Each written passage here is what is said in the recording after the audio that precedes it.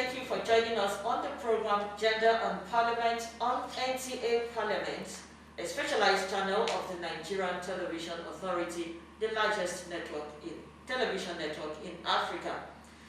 And our guest on the program today holds a Doctor of Philosophy, that is a PhD, focused in social affairs and gender, comparative literature, culture, women and diaspora studies from the State University of New York.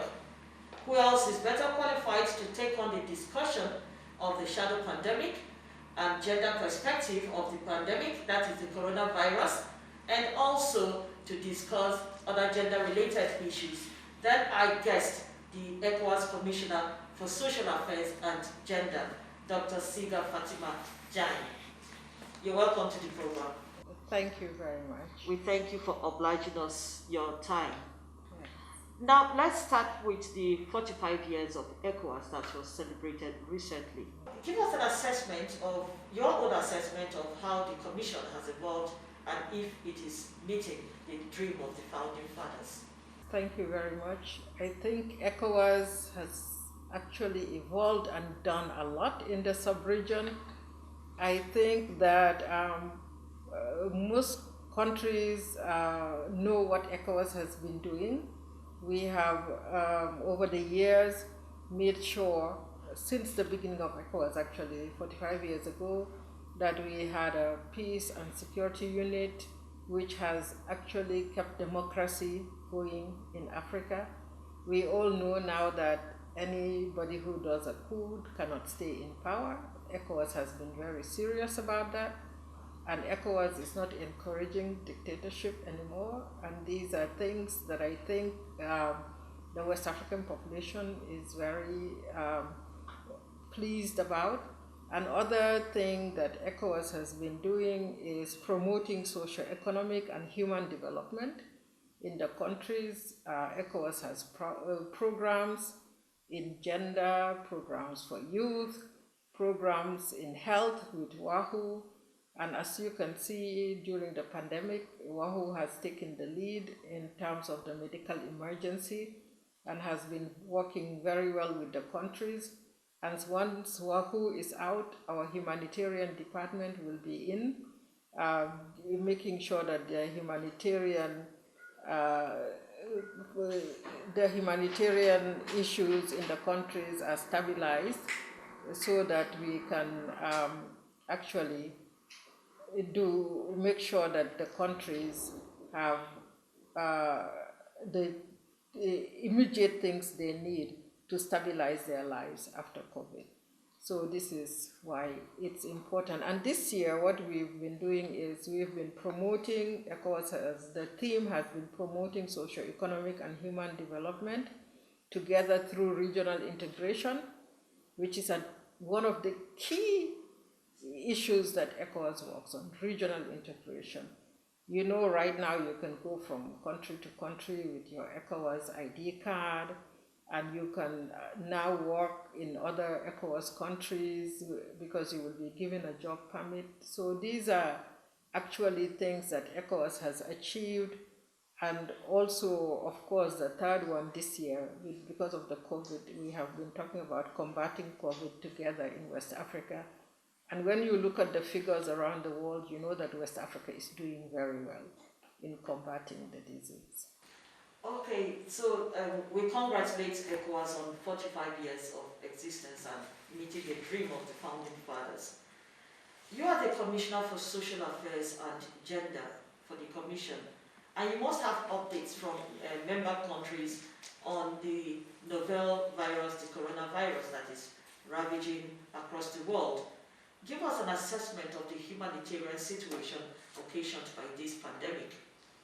The humanitarian situation has actually been serious even before the COVID started, and it has just actually enlarged the problem, because before the COVID we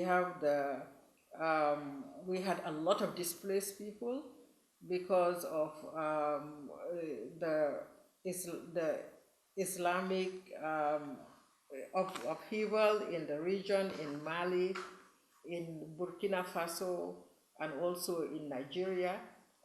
in terms of the terrorist attacks on communities. So we already had over 7.5 people displaced. 7.5 million? Yes, in West Africa.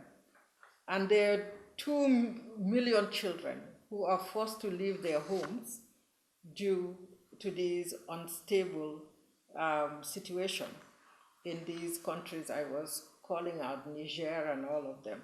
And now what we are having is actually, we have at least 23.6 million people in West Africa right now need humanitarian aid.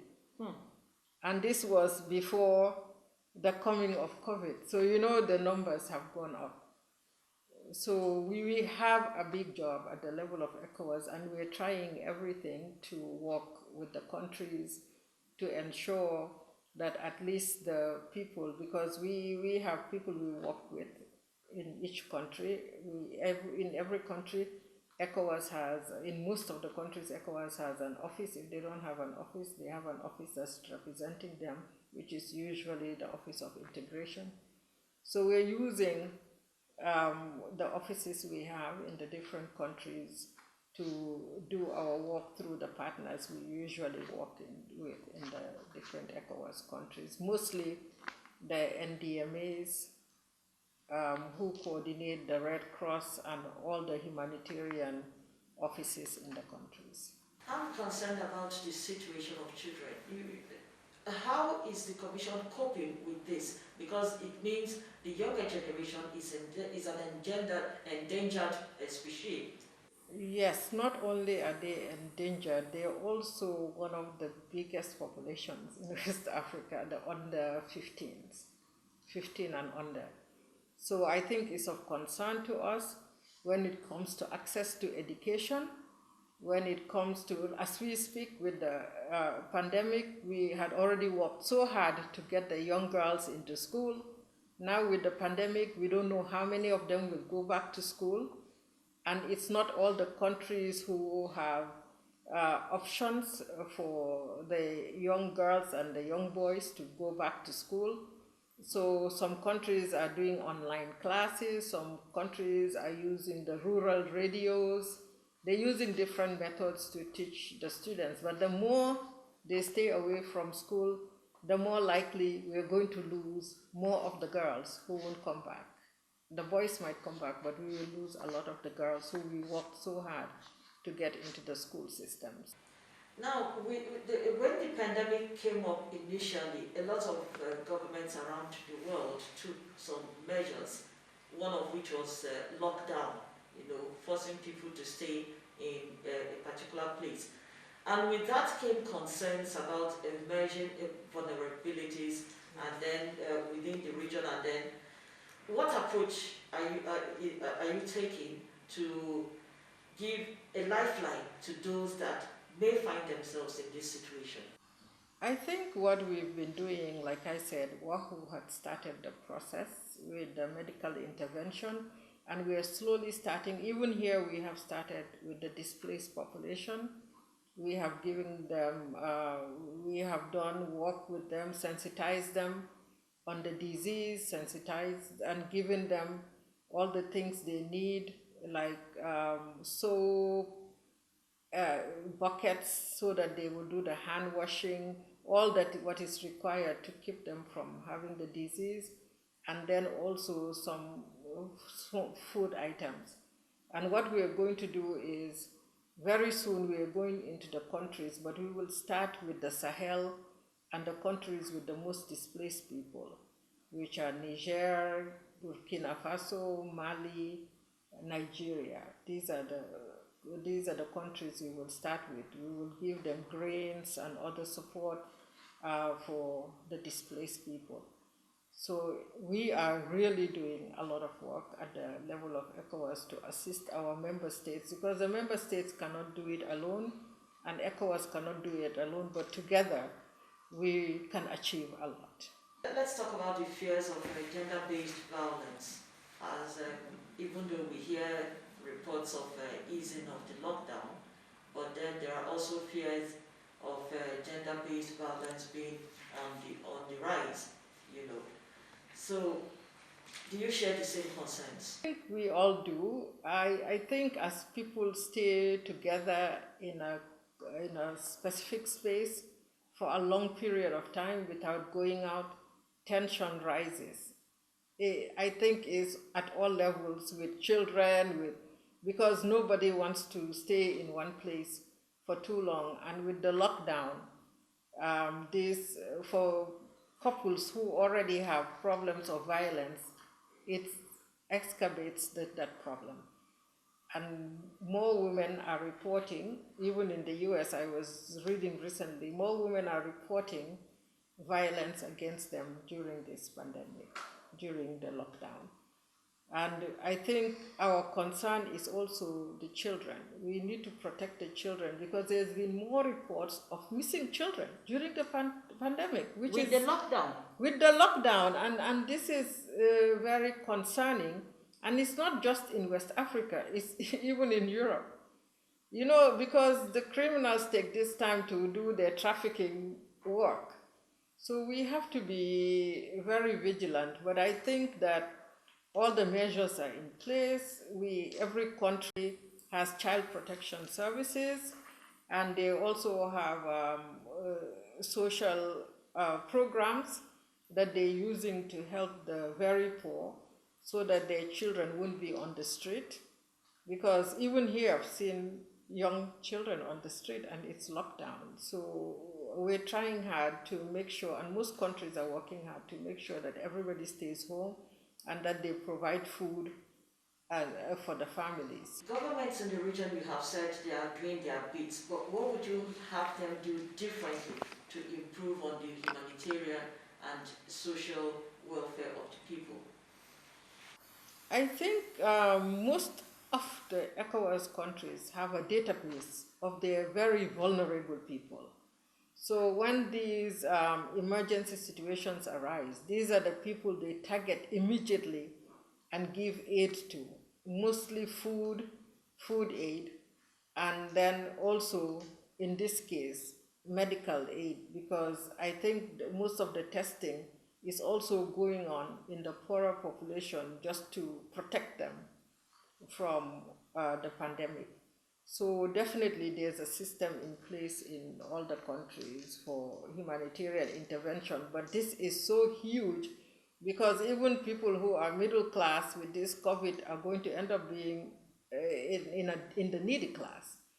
So these are things that we have to think about in our planning, that whenever we have these economic things that affect the economy quickly, the middle class lose their traction and go back to where they were and have to start all over again. So these are things that we are looking at and the countries are working on to make sure it doesn't happen. Entrenching gender values is one thing that you handle at the Commission. So can you tell us a bit about your work?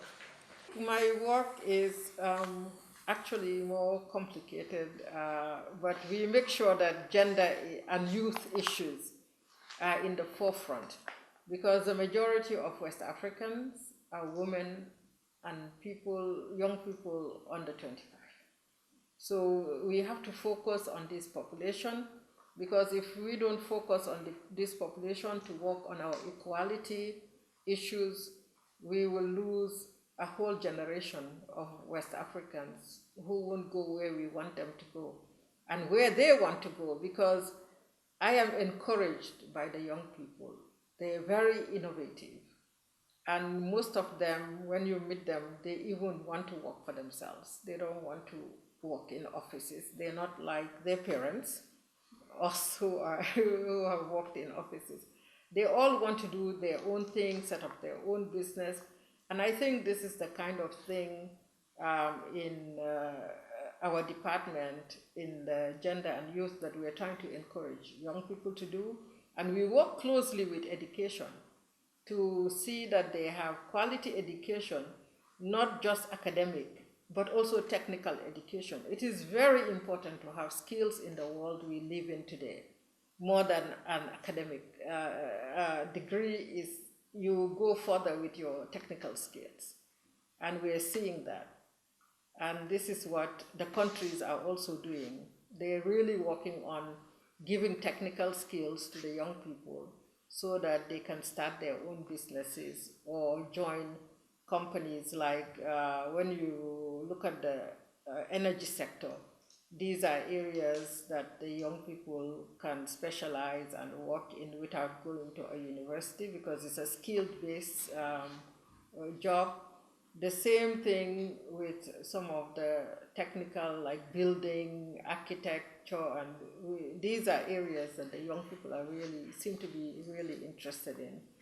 And they start their own business usually after they do their internships. And IT, the digital world. I mean, these young people grew up on the digital world, so that's all they know. And I am so excited about the future of West Africa because we have some very savvy digital children who are going to change our world for us. Yeah, I have them at home. They teach me by computer. Yes, we all have them. So let's take a step back and look at your rise, to be the commissioner. From our discussion before we came on set, you were a journalist. I started, yes, from high school. I went to work for the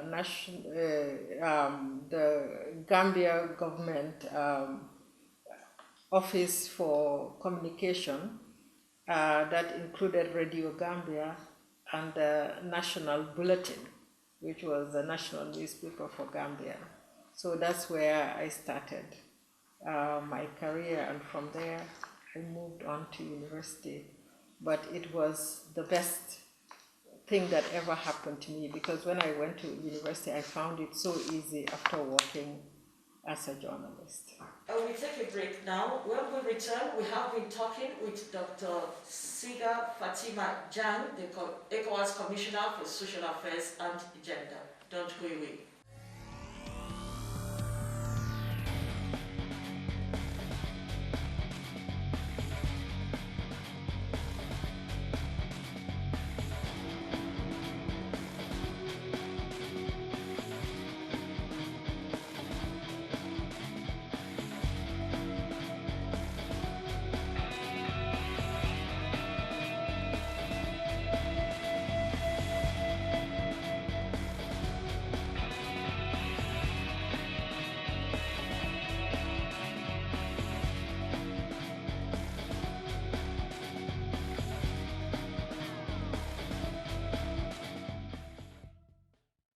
Welcome back to the program. If you're just joining us, it is Gender and Parliament on NTA Parliament, the specialized channel of the Nigerian Television Authority, the largest television network in Africa. And we thank you for joining us on the program. We have been talking with the ECOWAS Commissioner for Social Affairs and Gender, Dr. Siga Fatima Jagne. And so, before we went on the break, you were sharing your experience with us before you joined the commission, and of course you told us you were a journalist. So what made you move from journalism to policy advocacy? I think even when I went to university, I wasn't really, I was taking courses in policy, but I never knew I was going to end up in policy. I think what got me into policy is my activism, because I realized if you are an activist for gender, for children's rights, but you're not actually part of the people making the policy, you're going nowhere. So I started working in policy, and one of the first things I worked on when I returned back to Gambia after teaching in the US at a university for a number of years was to make sure we had a gender policy. So we started with that gender policy, then later we had a youth policy, because if you are doing activism and these documents are not available, you cannot move the work, because the reality is in the private sector and everywhere you can work and do whatever you want, but if government doesn't have the right policies and programs, nothing will move. So I think it's very important to work in government, and I worked in government for 5 years. What was your experience when you were in government? Actually, for me, I enjoyed working in government because I was innovating and I was trying to move things that I wanted to move as fast as I could, even though sometimes things get delayed. In the end, what is important is that you achieve what you set out to do. A lot of young ladies out there, and also even those not so young, people like me, sometimes I think I should be a politician, or maybe I should just stick to being in an office. What would be your word for women taking their place in society? I think there's no area that a woman cannot go to. I think that this is the right time for women to be in politics. We've seen all over the world that the countries right now being ruled by women did the best in the COVID period. And we've also seen that the women, we all know when we were growing up, we were the ones managing the houses. The boys were playing football in the streets. Let's be honest with ourselves. From day one, we are managers. We are sent to the market. We know finance because we know the change. We know quality. Who better than us to actually be in charge? So I think we should believe in ourselves. We should know that we have all the skills already, and it's just a matter of working up to that point. And I think what is keeping women away mostly is financing. The men seem to find financing more than the women in terms of politics. I think it's because of the system. It tends to support males to become presidents and MPs and senators than women. And we can change that because I know in Nigeria they have the osusu, and you can do it for the women. And you won't believe that tradition is all over the world, and it's called the same thing in the Caribbean. And they have it, all across West Africa, and wherever the West African diaspora is, they still practice it. So I think these are the things that we can use for financing, and we need to support each other. I think another problem is women have most of the votes, but they don't support other women. Because if we're just going by numbers, every country should have a female president by now. But it's not happening.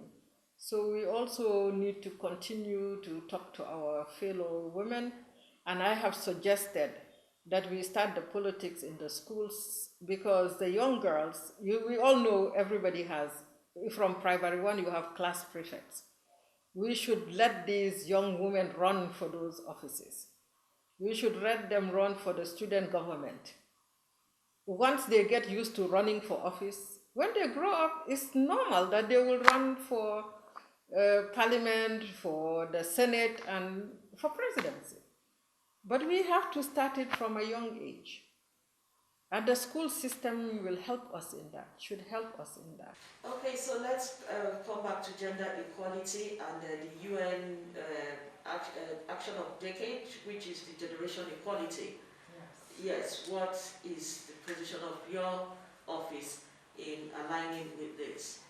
Actually, ECOWAS is totally aligned with the UN, and when you even look at the different regional economic commission, ECOWAS is ahead of a lot of the RECs on these issues. I think one thing we have to say about West Africa, okay, we have our shortcomings, but we are ahead in a lot of things, because we have a very innovative population.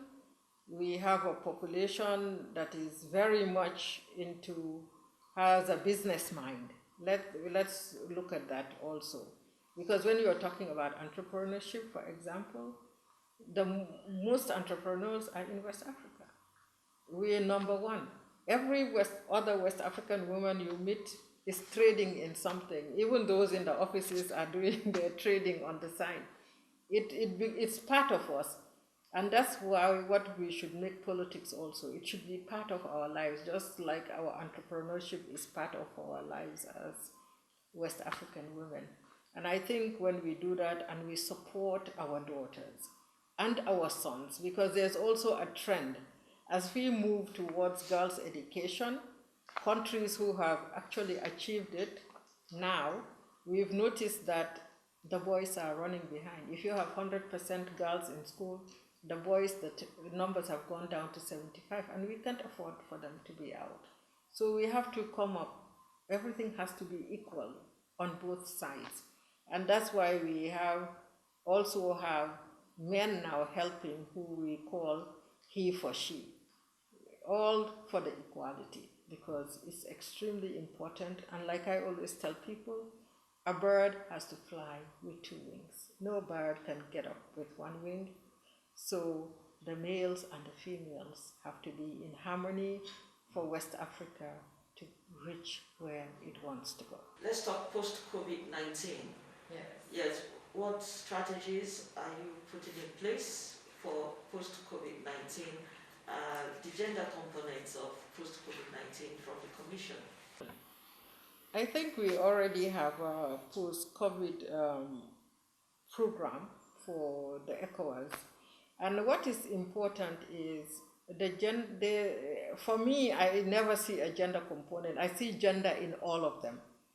Because I think one of the key issues for West Africa is trying to get our economies back to the level where they were, opening the borders, the free movement of goods and services, which ECOWAS is so good at helping countries with, making sure that we, post-COVID, because we have learned the lesson that it's better to trade with each other than import. So now I think post-COVID we will be looking at more trade between the ECOWAS countries, and we will look at also strengthening our financial systems, our economic system, so that such a disease cannot come and break it. But it's broken every system in the world actually, not just West Africa. And I think in a way West Africa is not doing as badly as we might think. And our only worry is it's also hitting at the time when the farming season should start. So if it doesn't end very soon and we don't find a solution, we are worried. I'm worried about the deficiency, a deficit in the food production. But of course, ECOWAS has stock of cereal that they help countries with when there's a deficit. Well, we do not pray for a deficit. We pray this pandemic goes away. Yes. I think that's what we are all working towards, including the researchers in the labs. I think everybody is doing their part to make sure that the pandemic goes away, and that as soon as it goes away, everybody has their plan waiting to implement. If you were to send a bill to the ECOWAS Parliament for legislature, what would that bill be centered on? I think I would send a bill on children. Why did you choose children? I think the children are most vulnerable and need the most social protection. From the time their mothers are pregnant with them, nutrition is key. It's extremely important that the pregnant women eat very well, and when the children are born, it's important that they eat well, and also that they have the vaccinations against all the childhood diseases that kill young people. That's why we have these huge numbers on under 5 mortality, because we're not really protecting the children from the time of inception. And we've noticed that with the countries, they've started programs that are making a huge impact in terms of that. Now the under 5 mortality has improved, but these same children need to still be protected because of unforeseen emergencies like COVID. During this time, they need to continue the programs. And also, I think they all need to have access to school. And one thing I've been encouraging is the minute they enter school, which is early childhood education, they should teach them in the native languages. If you don't master your native language, you never understand anybody else's language. So we need to focus on our languages, and I'm a big, how should I say, I've been really one of those people pushing for us to use our key ECOWAS languages in all the work we do as part of the integration process. So we thank you for coming on the program Gender and Parliament. In spite of your tight schedule, you've made time for us. We appreciate it. Thank you so much. We have been talking with the ECOWAS Commissioner on Social Affairs and Gender, Dr. Siga Fatima Jagne. And if you missed this edition, you can also watch our other episodes on our social media handles. And until we come your way again next time, I am Vivian Idekbebo.